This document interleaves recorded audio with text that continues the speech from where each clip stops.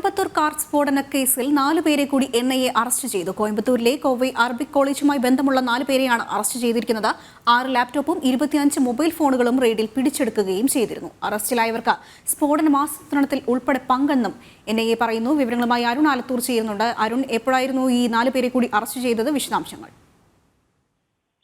ഇന്നലെ വൈകിട്ടോടുകൂടെയാണ് കോയമ്പത്തൂർ സ്ഫോടന കേസുമായി ബന്ധപ്പെട്ട് 4 പേരുടെ കൂടി അറസ്റ്റ് രേഖപ്പെടുത്തിയിരിക്കുന്നത്. ശനിയാഴ്ച കോയമ്പത്തൂരിലും തമിഴ്നാടിന്റെ വിവിധ ഭാഗങ്ങളിലും ദേശീയ അന്വേഷണ ഏജൻസിയുടെ നേതൃത്വത്തിൽ ഈ കാർ ബോംബ് സ്ഫോടനവുമായി ബന്ധപ്പെട്ട് വ്യാപക റെയ്ഡ് നടത്തിയിരുന്നു.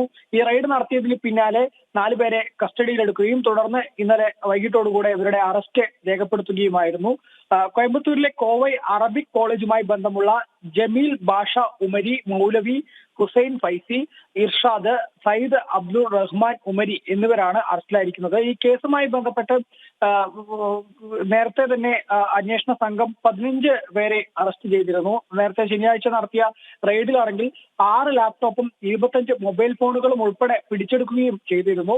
ഈ അറസ്റ്റിലായവർക്ക് സ്ഫോടന ആസൂത്രണത്തിൽ ഉൾപ്പെടെ പങ്കുണ്ട് എന്നുള്ളതാണ് ദേശീയ അന്വേഷണ ഏജൻസി പറയുന്നത്. 2022 ഒക്ടോബർ 23-നായിരുന്നു കോയമ്പത്തൂരിലെ ഉക്കടത്ത് ഈ ഈശ്വരൻ കോവിൽ തെരുവിലെ സംഗമേശ്വര ക്ഷേത്രത്തിന് മുന്നിൽ വെച്ച് ഈ കാർ ബോംബ് സ്ഫോടനം ഉണ്ടായത്. വാഹനം ഓടിച്ചു കൊണ്ടുവന്ന ജമീഷ മുബിൻ എന്ന യുവാവ് അവിടെ വെച്ച് തന്നെ കൊല്ലപ്പെടുകയും ചെയ്തിരുന്നു.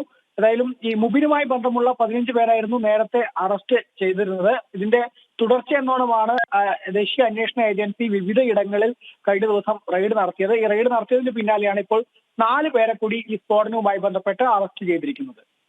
ശരിയാണ്.